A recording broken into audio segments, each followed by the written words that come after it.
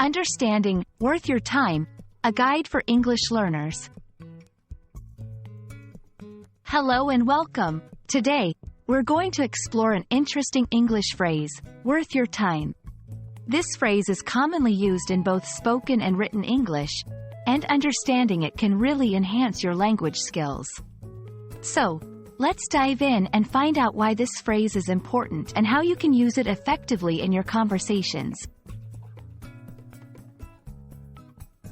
Worth your time is a phrase that combines two key words, worth and time.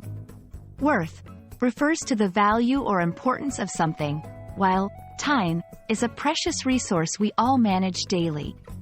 When we say something is worth your time, we are essentially saying that it is valuable enough to justify the time you spend on it. This phrase is often used to recommend activities, suggest investments, or validate the importance of experiences.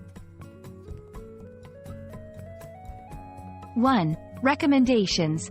When someone suggests a book, movie, or activity and says it's worth your time, they believe you will find it valuable or enjoyable. Example: the new documentary on nature is definitely worth your time. 2. Personal decisions. It can also be used for making personal choices about how to spend your time. Example: learning a new language is certainly worth your time.